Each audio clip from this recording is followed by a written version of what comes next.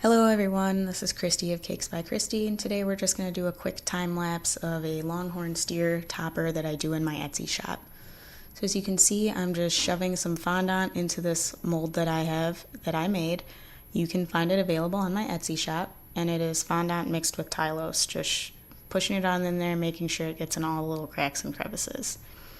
When you're done with that, you're just going to cut off the excess using a knife, and you're going to pop it in your freezer until the fondant is hard. Normally for me this takes about 15 minutes.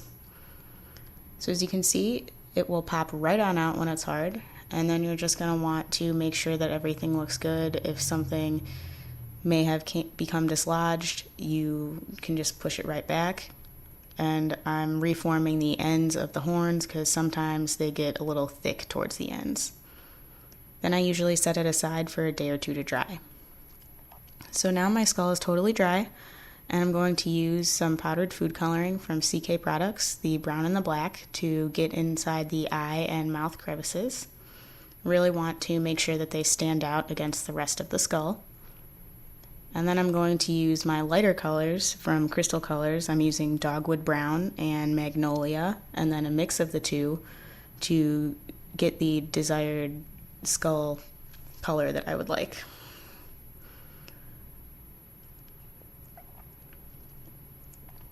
And then you're also going to use the lighter color, the Magnolia, to blend in the eye and mouth sockets a little more. You don't want them to look super contrasted, you just want them to stand out. And then you also want to make sure that you're getting the bottoms of the skull. You don't want to see any white, so make sure that you really get the bottom edges.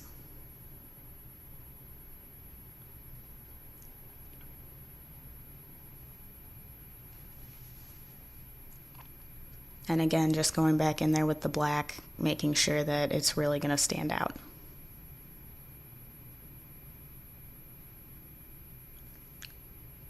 So now I'm going to use a mix of vodka and gold dust and a very thin paintbrush, and I'm going to define all those lines on the skull.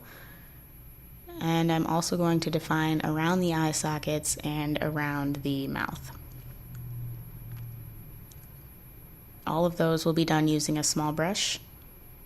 I will also paint the horns solid gold, and I will use a larger brush just for the sake of getting it done quicker.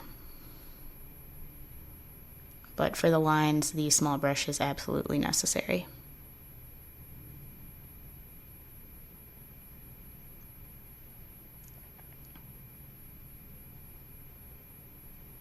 And you really want to make sure that you get all the lines. It just looks a lot cooler when there's a lot of gold details in there.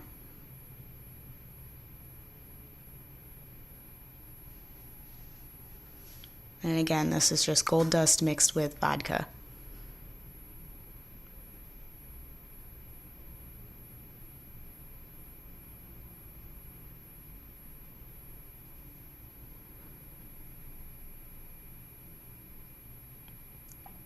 As you can see, I'm painting the entire horn. You really want to make sure that you get the bottom sides. You don't want to see any white. It will totally ruin the effect.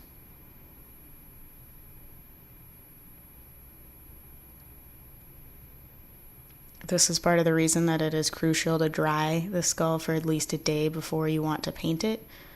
Just makes it a lot easier. You don't have to turn your piece around on the table a lot. You just pick it right on up. So right now I'm rolling out a thin layer of white fondant mixed with some tylose. I'm going to use my graduated pearl mold to do a little fondant piece around its forehead. It just gives the illusion that it is going around the entire cow skull, sort of like a tiara or crown. And again, just making sure to push that fondant all the way into the mold to make sure that there are no little air bubbles or going to get any little cracks. You just want it to come out perfect. Now you don't have to freeze this mold, it's not necessary, but you can if you want. But the pearls just pop right on out.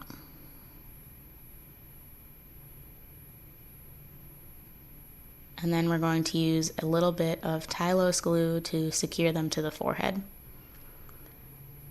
Now I make all my tylose glue with water and tylose powder, and I fill up an empty nail polish bottle. I find it easiest because it's already got that little brush on the end, and that way I'm not using my brushes every 10 seconds for tylose glue. So just make sure that that pearl strand is on there exactly where you want it, and then we can go ahead and start with the flowers and the leaves. So I'm going to go ahead and start with the leaves. I'm using a Sugar Delites Botanically Correct leaf veiner. You do not have to use one that's botanically correct. I just like to see some nice veins on my leaves.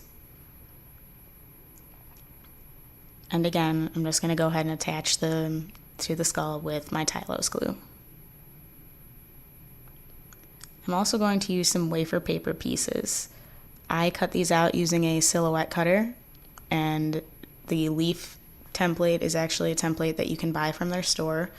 I just made them super small and I cut them out because I think that it adds a very cool element to the skull. More than just fondant. And I just go ahead and I stick them on both ends of the skull, right where the horns connect to the skull.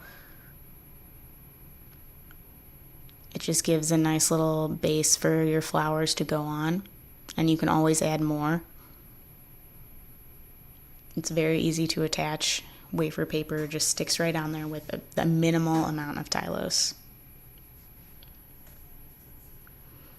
I'm going to add just a few more leaves using the same method, just rolling it into a teardrop and shoving it into my veiner. There's no correct way to do this. I just do it a very easy way because for the most part people do not pay attention to the tiniest little details on your toppers.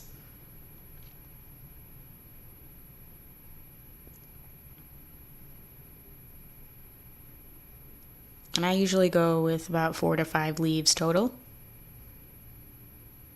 Just like to put them wherever they look best, aesthetically pleasing.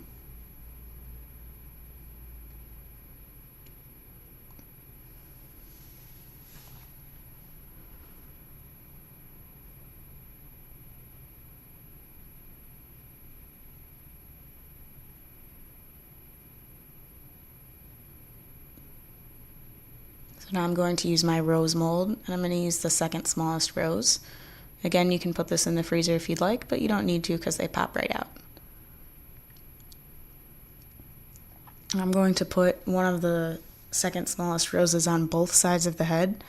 You don't have to, I just think that it looks best that way.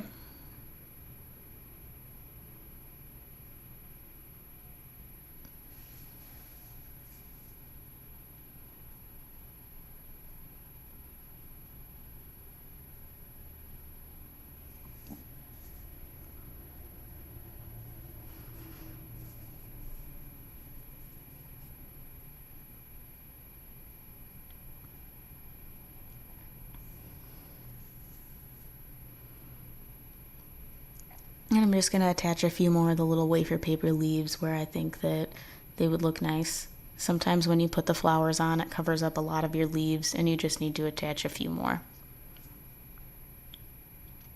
Now, wafer paper does stick to your tools, so if you need it to not stick to something, use a plastic tool. It does not stick as much to plastic.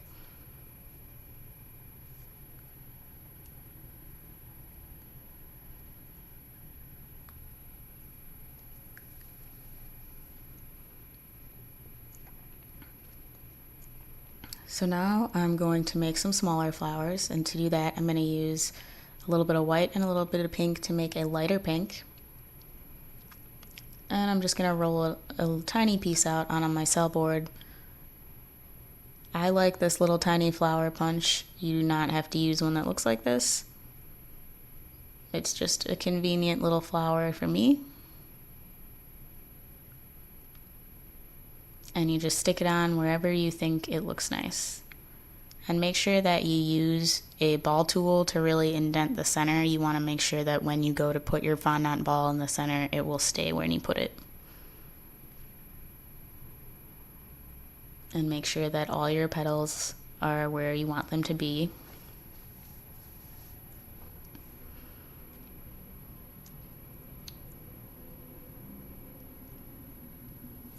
So we're using the second smallest, or the first smallest rose now. And I'm only going to use one. I just wanted to add a little bit of a size difference for the flowers, and I think it looks nice with two different size roses.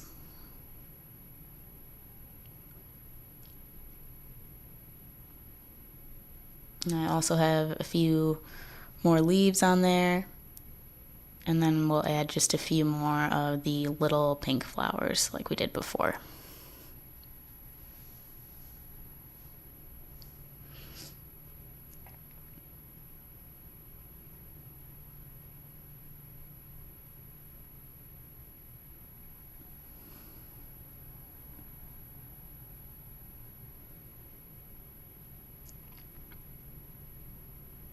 And again, attaching everything to the piece with tylose glue.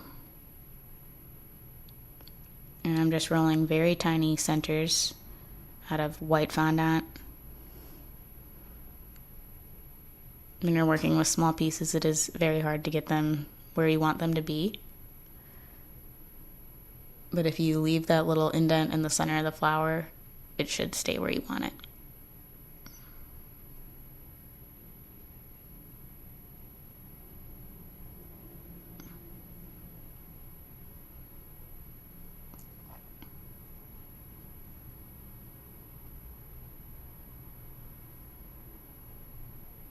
And that's it, guys. That's how you make this longhorn steer topper. And again, the mold is available in my Etsy shop, or you can buy one of the finished pieces from the shop as well. Thanks for watching.